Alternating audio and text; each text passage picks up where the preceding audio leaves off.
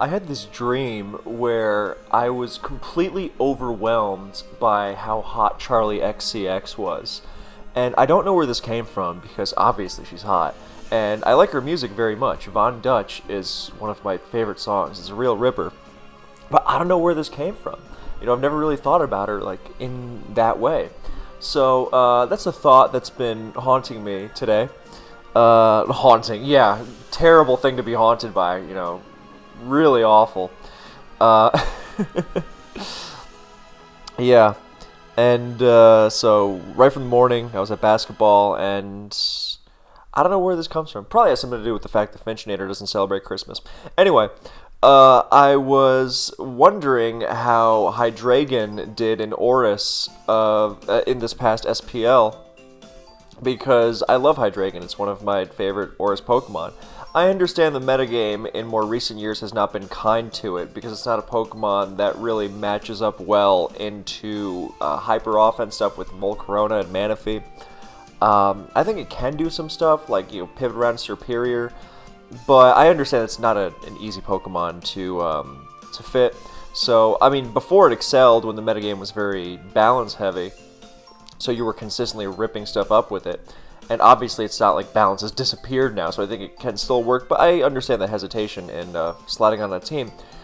But, I had the feeling, just from passively absorbing ORAS this past SPL, that I wasn't seeing any, and so it did not completely surprise me when I checked the usage stats and did not see even a single Hydreigon.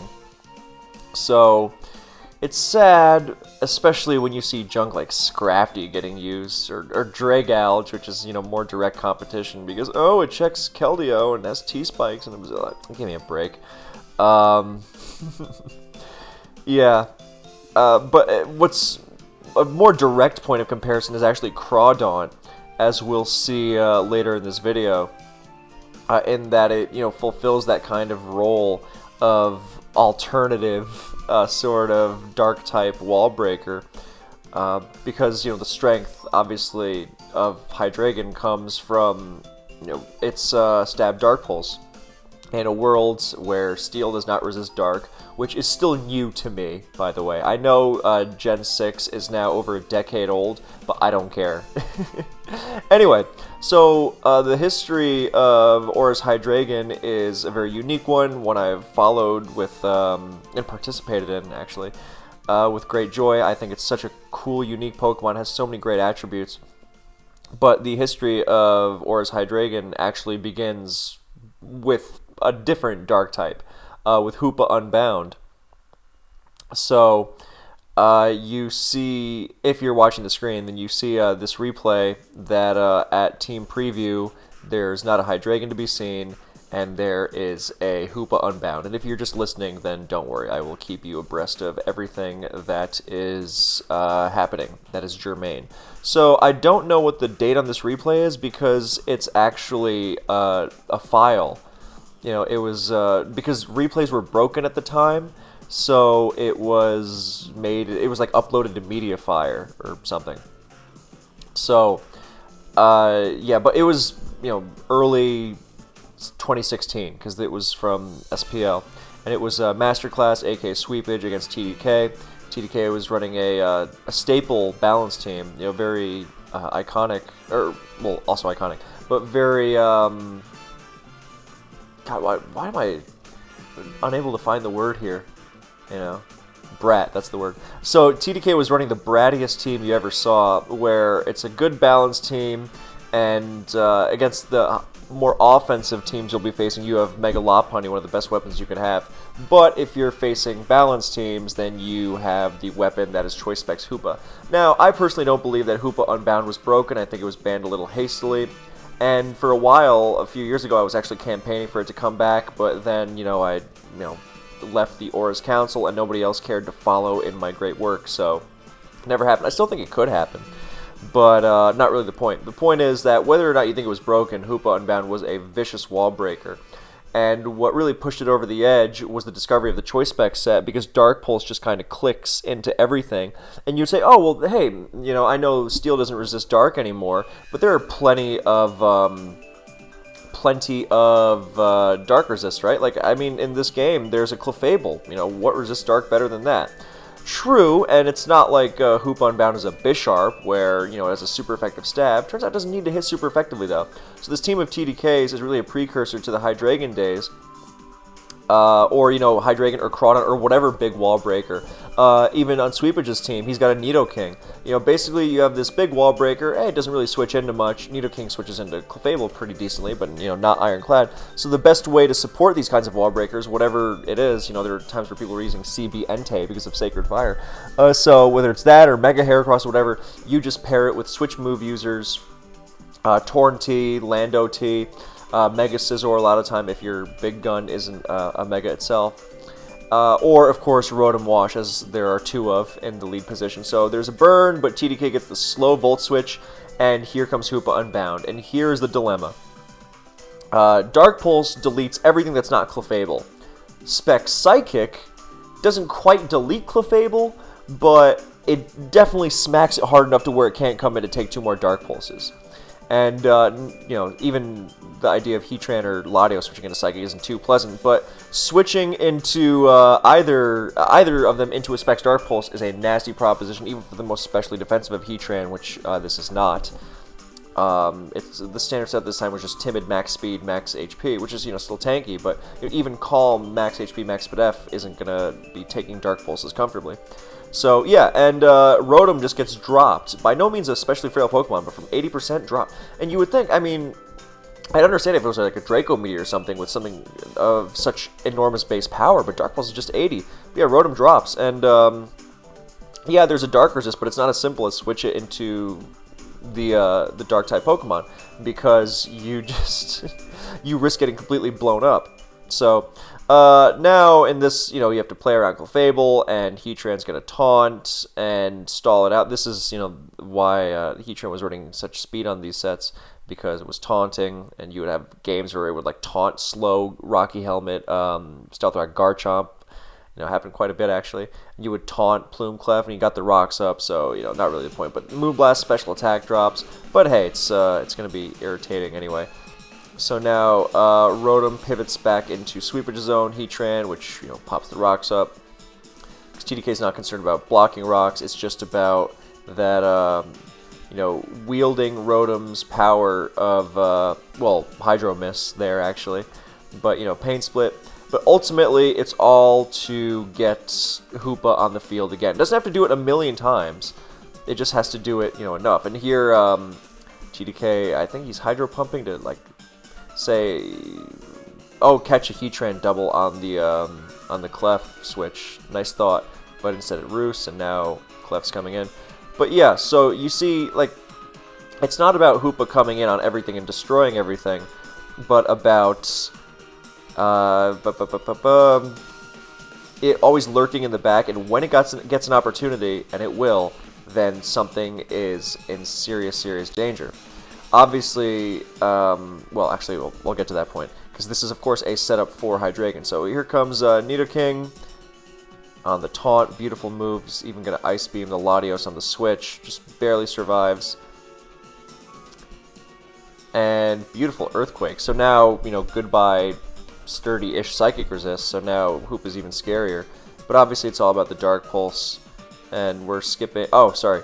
Actually, I forgot about this part, where the Rotom Volt switches on Paralyzed Clef. It's about half health. It switches into a Moonblast. Admittedly, Hydreigon cannot do that, but it just comes in, threatens Psychic, and just Dark Pulses again, and down goes Latios. And that's basically, you know, 2 KOs there. So, the reason we're going over this is, okay, obviously Hoopa Unbound is a precursor to Hydreigon, but, you know, what happened next?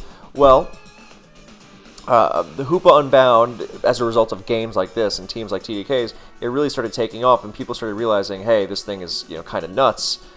So, what do we do about it? And indeed, it was suspect tested and then banned because Specs Dark Pulse too strong. So, and, you know, the people mourned it, you know, whether or not you actually think it was broken. But yeah, that was the idea, that Hoopa's wall-breaking prowess was just nuts. So, what happens then You may have seen this replay on the channel before. It is in one of my favorite videos. It's called Why Prediction is Overrated in Competitive Pokemon, something to that effect. And it is basically why the funny version is you don't have to predict when you can just click Specs Dark Pulse. So, but you see in this game where Star Master has switch moves, and the whole game is just dark. People slacked off on, well, haha, Slowbro slack off, but people took it easy with a Dark Resist in general, because it's not like Dark Resist automatically equates to Bisharp check, for instance, in the case of something like Mega Scizor or Gliscor. And CB-Tar is a threat, but generally you get by with what's it called? With Clefable into things like CB-Tar sometimes. But yeah, I don't think this was necessarily like, I'm going to take it easy on Dark Resist once Hoopa Unbound has been banned. But it's more just, it's very easy to make a team that's otherwise very good, but it happens to be Dark Week. So, basically, Star's plan here is, Sleeping Scizor or Hydreigon opportunity. Every opportunity Hydreigon gets, and it gets plenty, you just click Dark Pulse. You don't have to think of anything else. Prediction would just needlessly, like, what if you Draco Meteored and Heatran switched in? It's like, well, I could have Dark Pulsed that. Nothing was stopping me. Like, oh, good, Lando T is the Dark Pulse answer. So, you might be wondering, hey, why was it not just, regular Hoopa that was the Hoopa Unbound replacement? People did use some base Hoopa on, but mostly on, like, Sticky Web teams or Spikes teams, because the point wasn't like, oh, look at this big Dark Pulse, and there's the Volt Switch Mew to also get Hydreigon in. Oh, there it is again. But it's more... look at that Dark Pulse into Heatran, good lord. But it was less about, spamming Dark Pulse and more about the fact that base Hoopa is also... Actually, no, what am I talking about? Base Hoopa is Psychic and Ghost. It's not a Dark type, so it can't spam Dark Pulse. I was going to say, even if it did have Dark Pulse, it's not nearly as fast. Hoopa Unbound is already no speedster, but base Hoopa is even slower, so... and it's frailer, and it's got that Pursuit weakness, and then I realized, let's talk about the Pursuit weakness. Then, I was like, oh, wait, why does it have a Pursuit weakness if it's Dark type? Oh, because it's not. Yeah. And Hoopa Unbound, of course, didn't literally have a Pursuit weakness, but by virtue of its neutrality and low physical defense, was also often dealt with through a Pursuit from Scarf Tar, Choice Band Weavile. So, yeah. So, Hydreigon.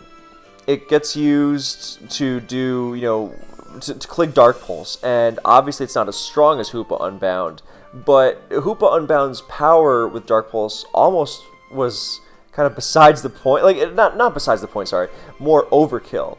Because Hydreigon, there are very few things that Hydreigon can't just outmuscle with Specs Dark Pulse in terms of neutral targets. Nothing. It's basically like, you better have a resist, or... yeah, a resist. And it basically follows the same principle as Hoopa of, yes, there is going to be a Clefable on a lot of teams, but... for those not watching, Hydreigon just dropped a 59% Heatran cleanly with Specs Dark Pulse.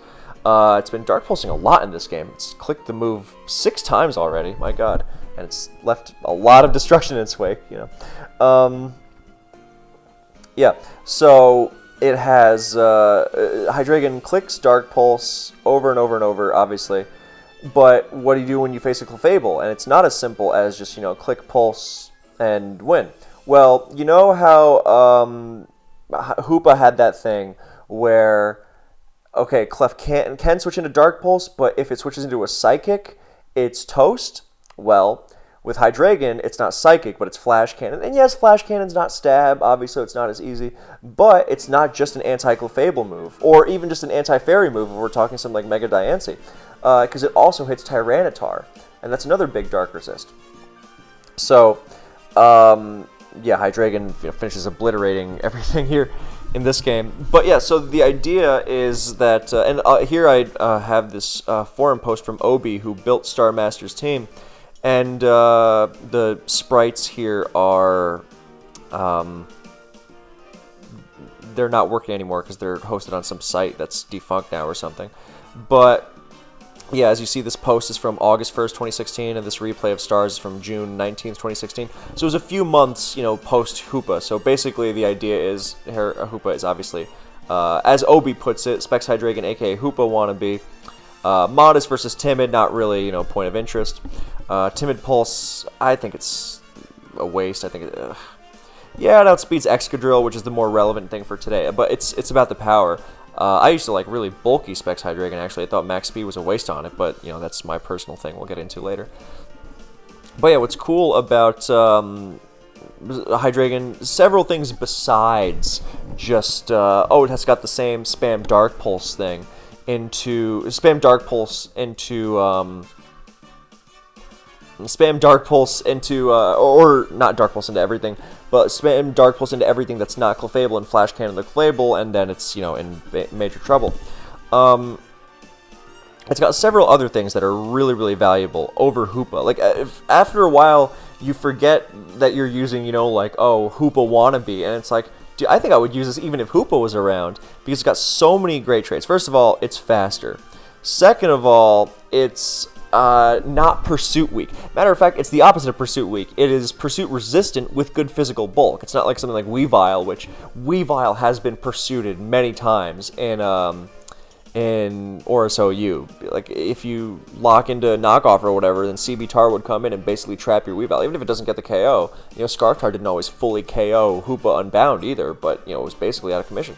Hydreigon, it's resistant to Dark and has great natural bulk. That's one thing. I think I mentioned it's faster, but yes, it is faster. So that's really, really nice.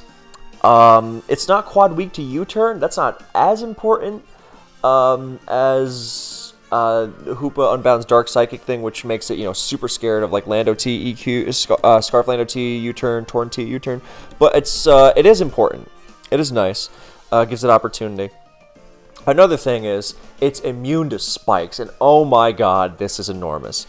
Because, if you're facing balanced teams, like ORAS was dominated by it for so long, and, still has no shortage of, then you are really, really, really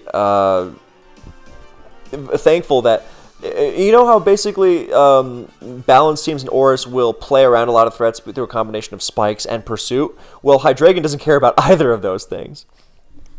So it's really scary in that regard. And what's really nice is that it has another great stab move in, Specs Draco Meteor.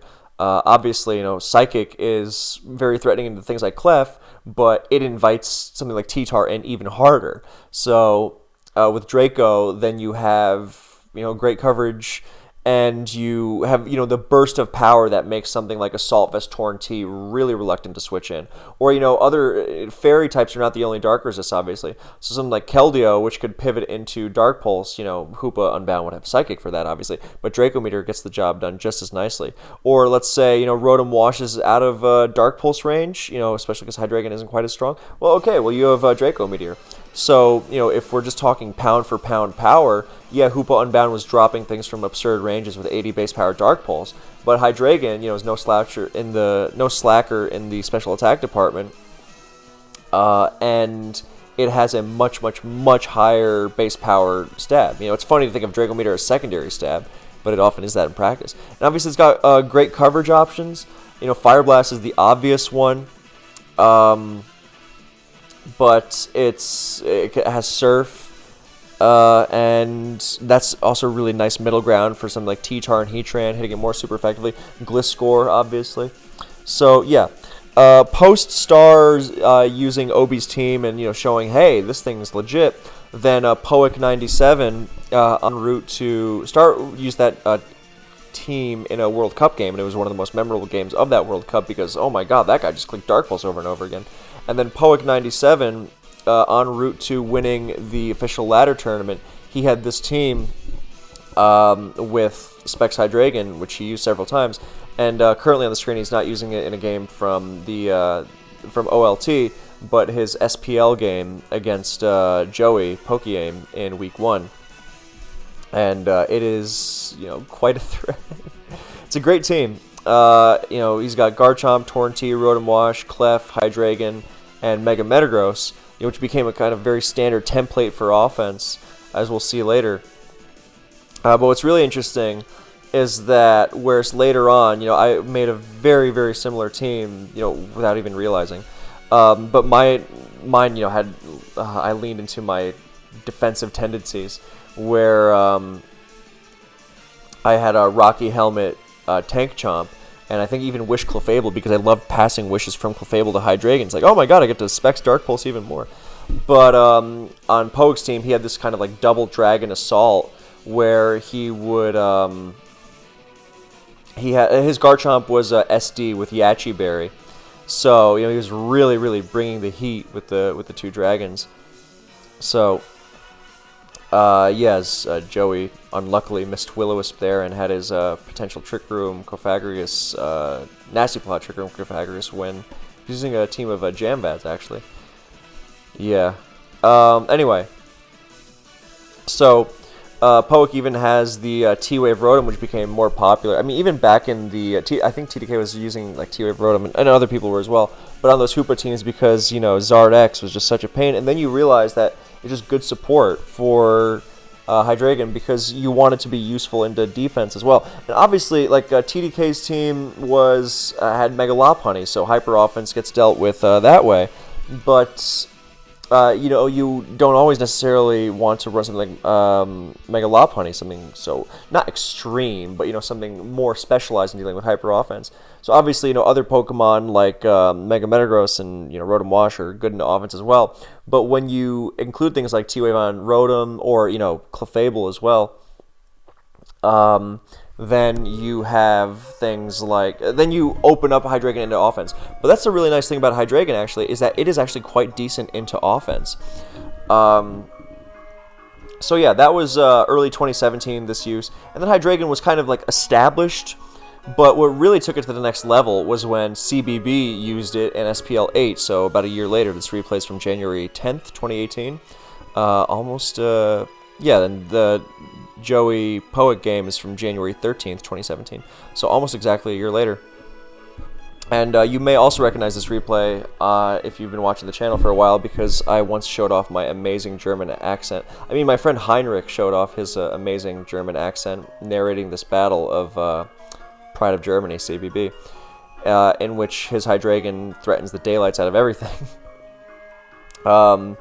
Yeah, he switches Landorus Therian into a Thunderwave from a Vata type. I mean, oh my god.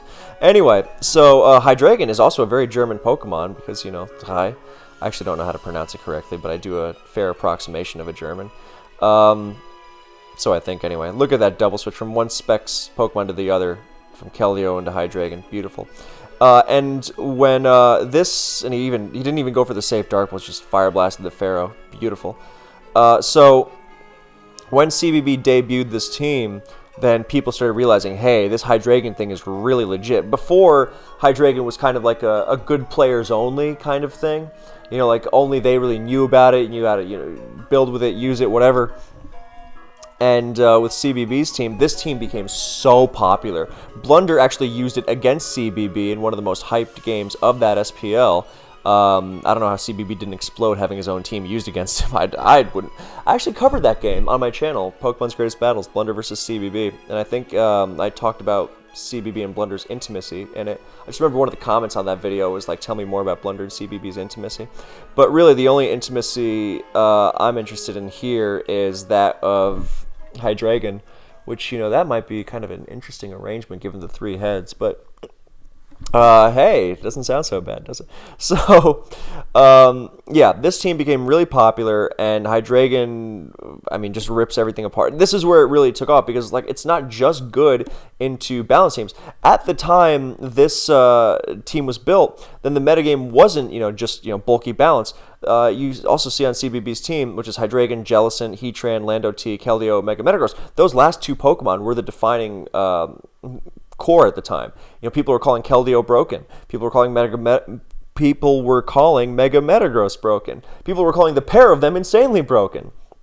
So that is not, a kind of metagame where you think, oh, well, Hydreigon thrives here, of course, because it's so good into both of them. No, but it goes to show that Mega Metagross and Keldeo being at the forefront of the metagame does not denote a style of team that is so completely hostile to Hydreigon's playstyle.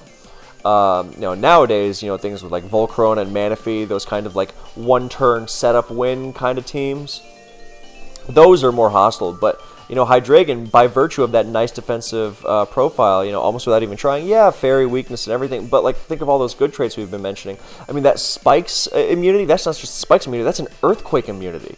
Hoopa Unbound could never switch into something like Gliscor like that. With that in mind, then you see how, and Nintendo's team is also by no means, slow. Yes, it's balanced. It's got Land OT, Ferrothorn, Defensive Starmie, but it's also got Weavile and Volcarona and Mega Diancie. This is a very naturally hostile team to Hydreigon, and look how much leverage CBB got out of it. So this team got passed around, and people started experimenting with Hydreigon more. I was inspired to, for sure. And, but what was really interesting was that I actually have to go to the bathroom. Yeah, that's the really interesting part. The really interesting part was that I heard whispers that CBB was experimenting with a different kind of Hydreigon set, not just Choice Specs. And I was like, really? That sounds like something. And we will get into that as soon as I get back from the bathroom and actually check on my food in the oven. So, BRB.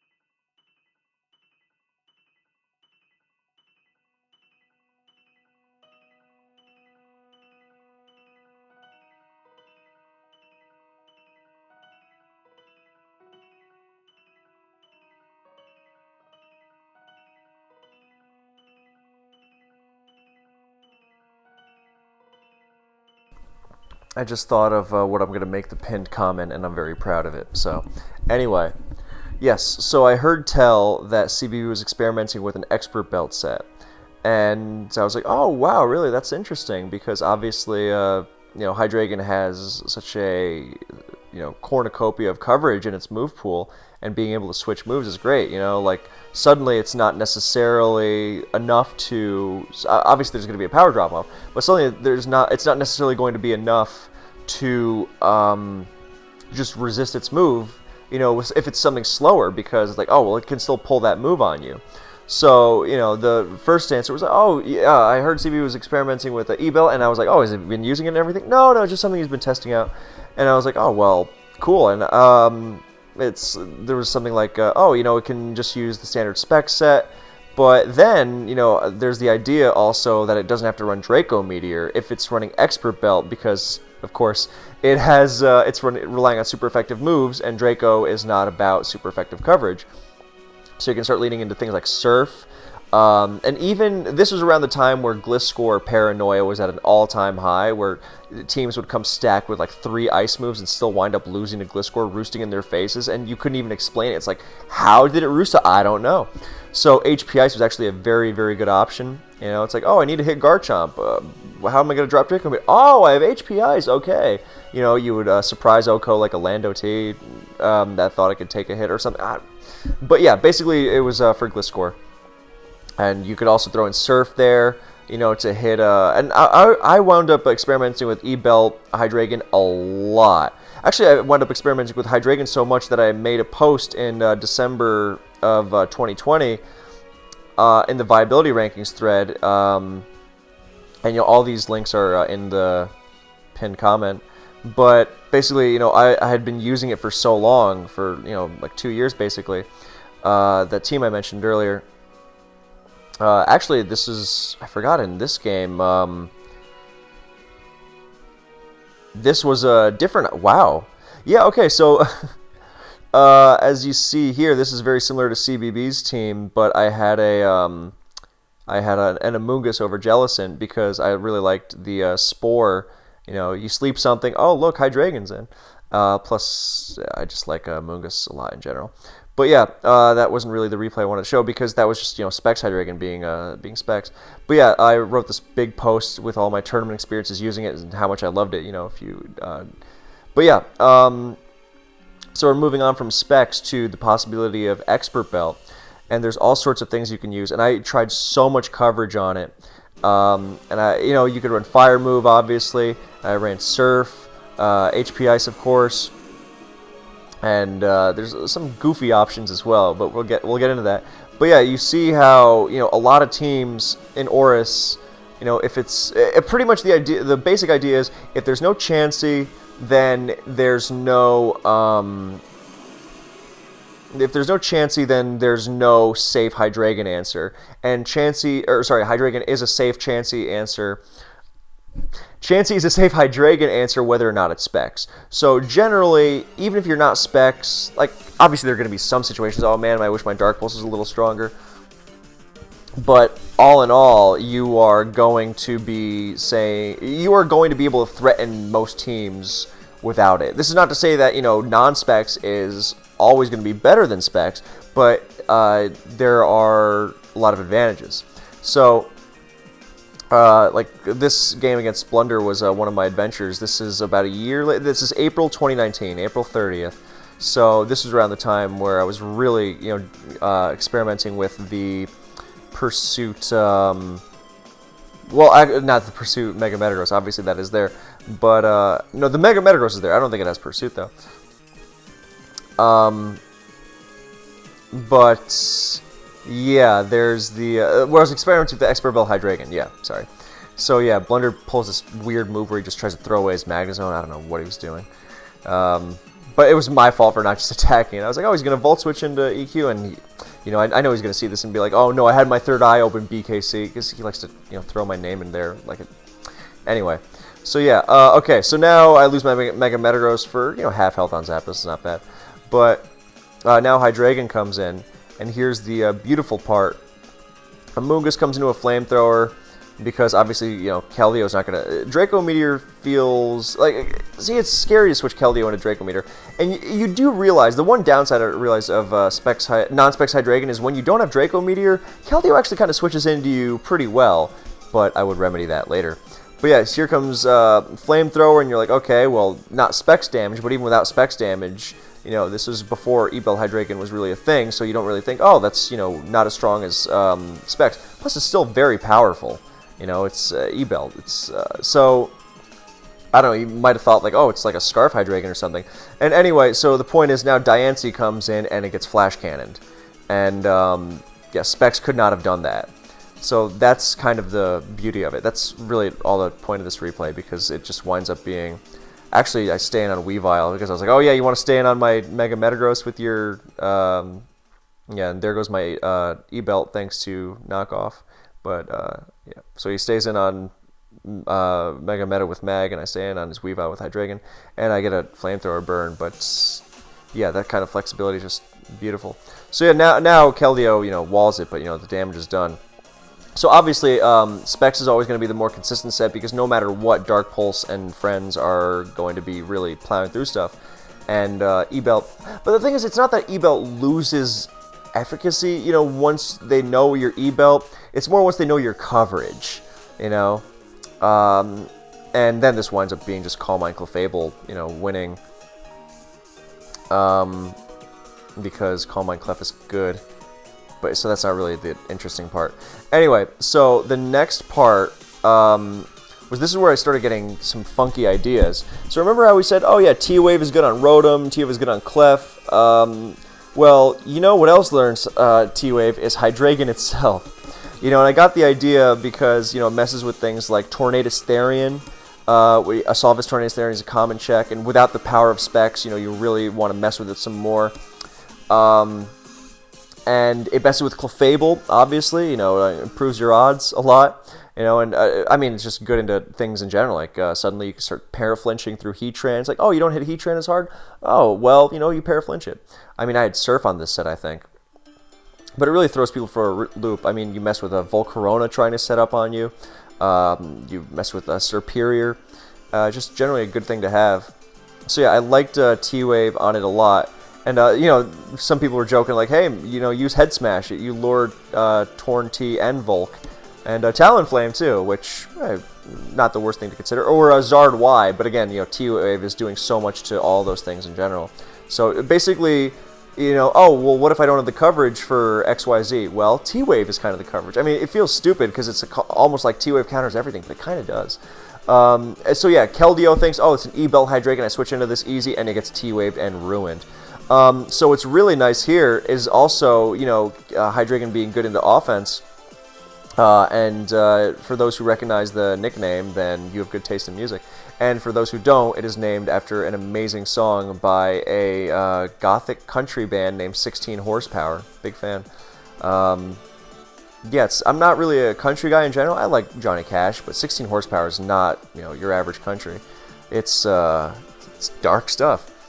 Anyway, so what's really cool here is I don't think this Hydreigon even has a move to hit to Oko Bisharp from full, but I act like it does, right? And you're not going to see it in this situation and go, oh, well, that definitely doesn't have a fire move, you know? So here I just T-Wave, and worst case I T-Wave the Bisharp. It's not going to be Lum. Most Bisharp aren't.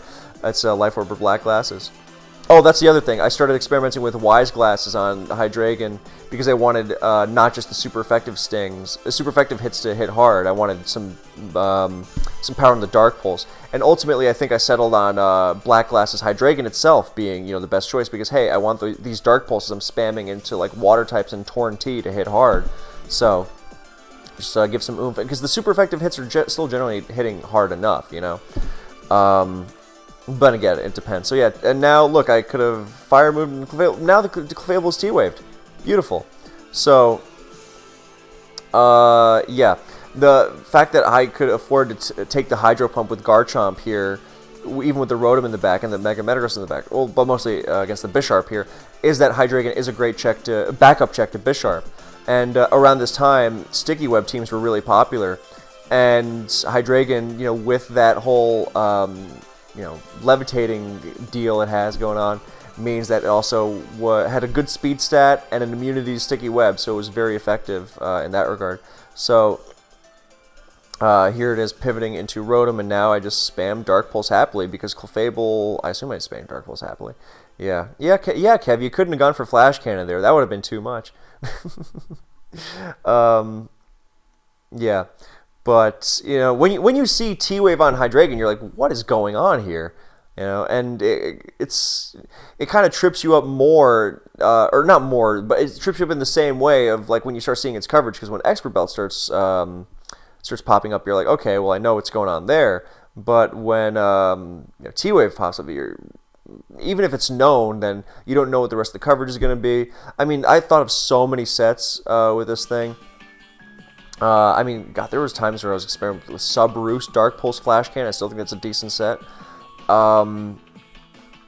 And with like Metronome or something, if not Black Glasses. But yeah, I think you could mess with Leftovers on such a set. I even thought about Scarf Hydreigon, which I'm convinced that would still be decent today. Dark Pulse U-Turn T-Wave Flash Cannon. That checks a lot of stuff. I really think that's a decent set. But yeah, there's all sorts of things. You could throw a Resist Berry on there. Oh, whoops! Keldeo got Chople buried. Volcarona. If you wanted to stay in T-Wave against a potential Bug Buzz, you could run the Bug Resist Berry, whatever it is. Tanga Berry, yeah. And you could, but I think Roselli Berry might be okay. Yachi Berry might be okay. It's like, hey, Manaphy's gonna Ice Beam me. Oh well, look at that. So yeah. But point being, there are options. Hydreigon can do so much, and this is why I like it so much. It's not just, oh, Specs, mash the Dark Pulse button.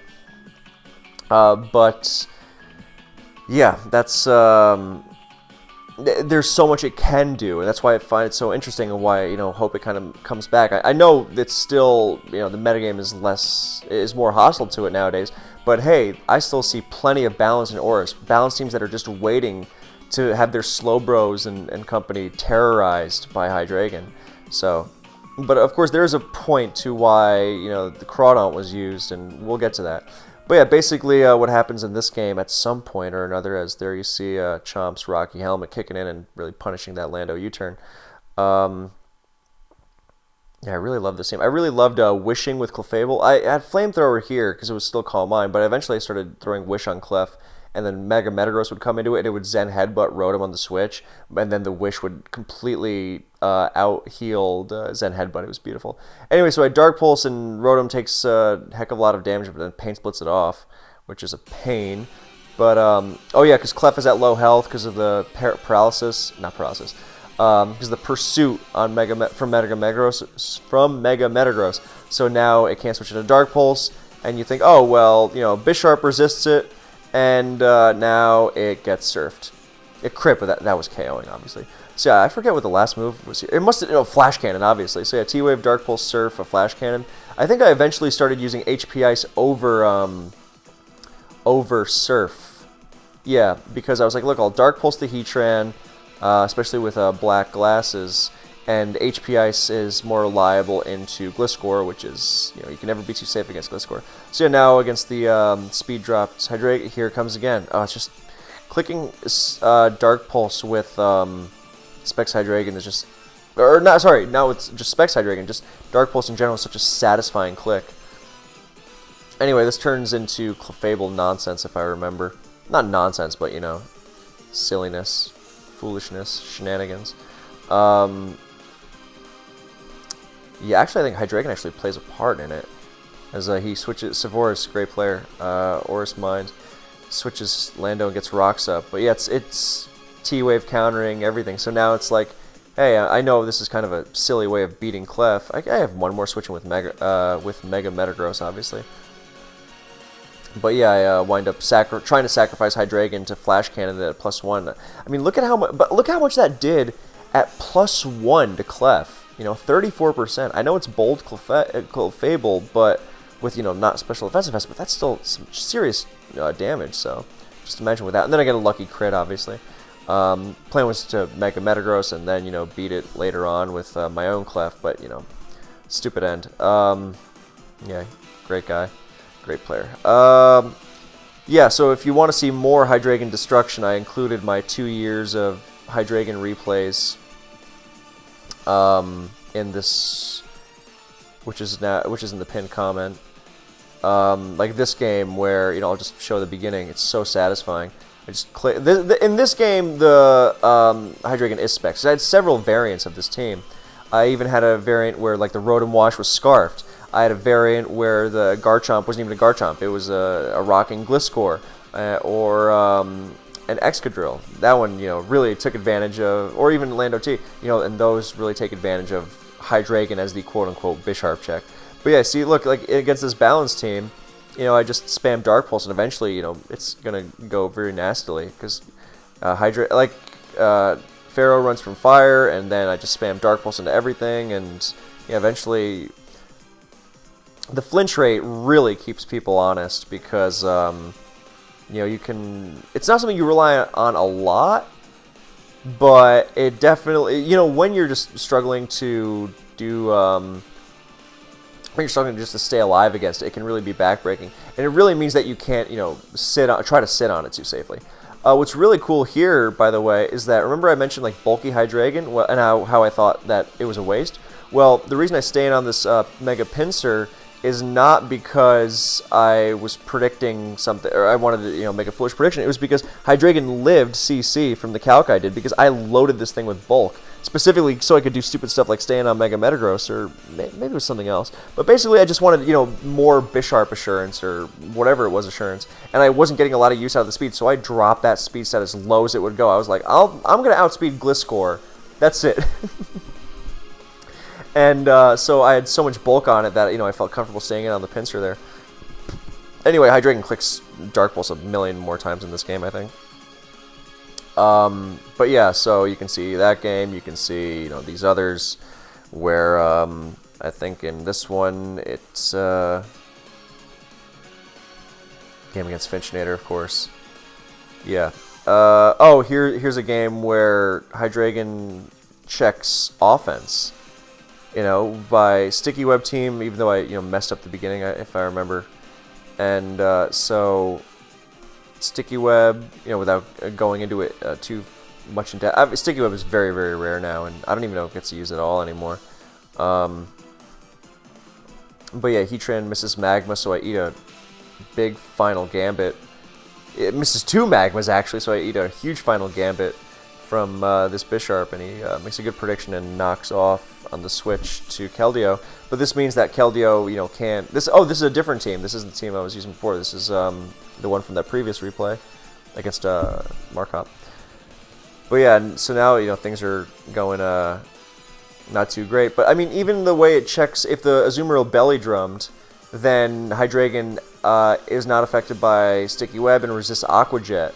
And so it'll take a +6 hit and, you know, revenge kill it. You know, that's when if that, you know, is what's needed. You know, and the fact that I don't even remember how this happens actually. But yeah, Spore. Oh, it's Lum. Yeah. Okay, so here it's Lum. I sacked the Heatran. Yeah, it's not likely to be Lum, right? I mean, it's still not likely. It just was. But yeah, see now, look, Hydreigon faster, Sucker Punch resist. You know, very bulky. I don't think I was running bulky Hydreigon at this point, but yeah, this is just good old specs. So yeah, stuff is happening. Spored, and I think it wakes up and debonds me actually. Yeah. So yeah. But yeah, then that's not really the point. The point is Hydreigon was awesome into an offense team. Now, remember how here's the sad part. Remember how in this team that I was, you know, mentioning, like in this game, actually in this game I remember the Hydreigon bluffs bluffs Scarf into Mega Metagross, if I remember correctly. I don't remember when, but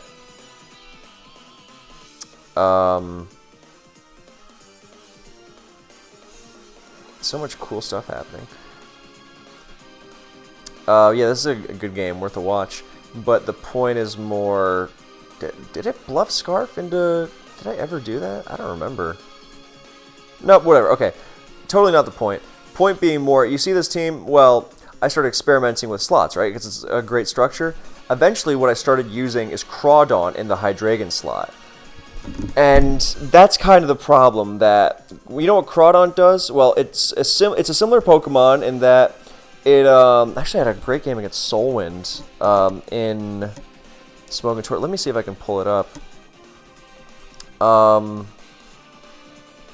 think it's going to be a hard one to find, but yeah, basically I had a game against Soulwind where I was facing like Sticky Web offense with this team, but with Cradon over Hydreigon. And it really fulfills a similar function, but, you know, if it's not a Sticky Web team, then it's a hyper offensive with Volcarona and Aqua Jet. You know, like Hydreigon's pretty fast, but Cradon's Aqua Jet, you know, outspeeds everything. So you check everything from, you know, Volcarona to, you know, Mega Alakazam. And you keep that Dark-type wall-breaking power in that Hydreigon slot.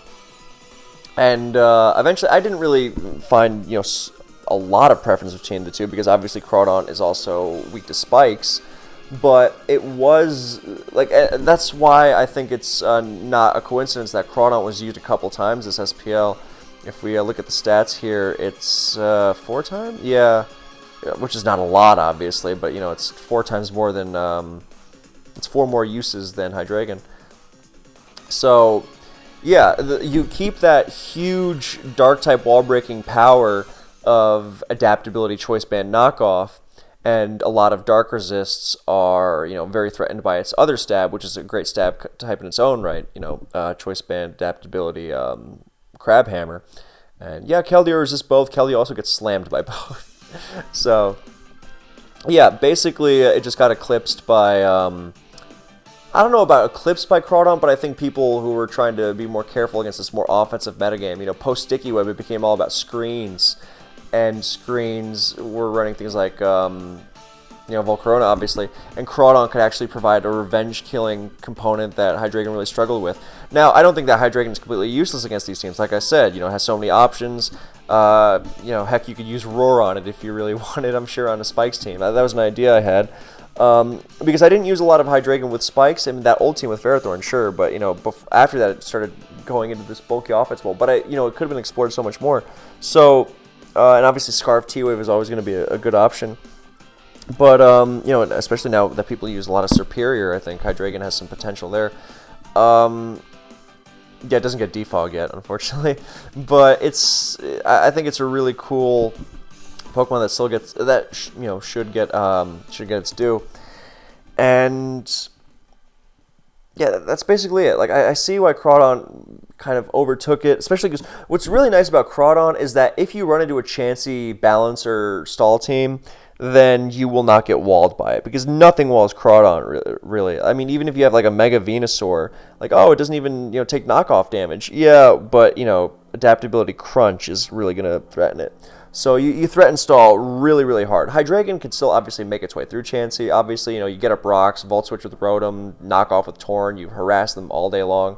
I had a couple games where I think even one of them is even linked in this.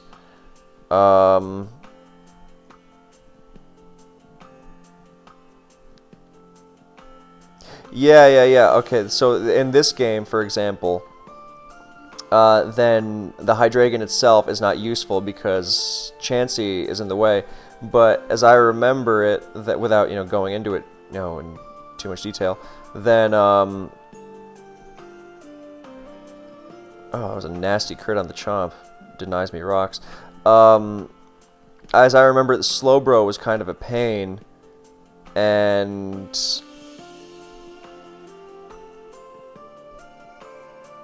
Hydreigon chased it out, even though it got burned right away. Jesus Christ.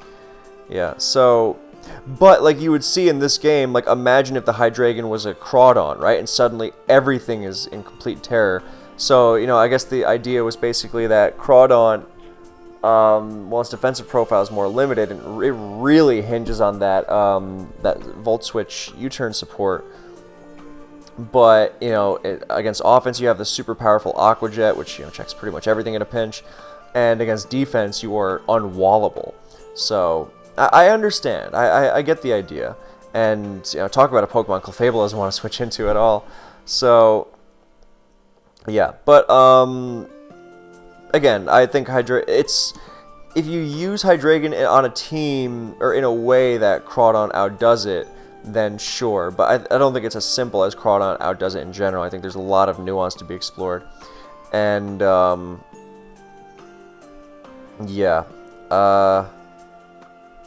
I would like to see Hydreigon explored again, because, look at all these tools it has that are, so great. And, yeah, I think that's basically everything that I wanted to say. So, thank you guys so much for watching. I hope Hydreigon comes back soon. yeah, in some capacity, I think it's a great Pokemon. Like that sub reset, really think there's something to be done there. I mean, because again, the longevity in Faceless, and I know you can pair Cradon with Excadrill and Span and whatever, but God, the longevity, the Roost, that move pool, it's just begging to be used. I mean, Taunt Hydreigon, I mean, talk about nasty. I mean, even Chansey there, it's like, oh, well, Chansey, that would be really nasty, actually. Well, Spikes, Hydreigon actually makes its way through Chansey nicely. Like, you just double switch on it and, goodbye. Or, U-turn, whatever. Or Taunt, like, suddenly you think your Chansey's safe into it, but you taunt it like you would taunt it with a Heatran or a Superior, and you're in business. Yeah, and the way it switches into, like, Gliscor and Slowbro with longevity, I think it's a really cool Pokemon. So, yeah, that's everything. So, thank you guys so much for watching. I hope you enjoyed. I hope Hydreigon comes back in whatever capacity, and check the pinned comment for these links in the video. Yeah, this replay from SPL 2016, the first replay. This is a file you have to download. So I'll leave the link to that if you are so interested. But I think you don't really. What am I talking? Need the file? You can just delete it after. But yeah, I'll link the SPL replay thread where this one is, and you can just Control F it. Anyway, thank you so much. I'll see you in the next one.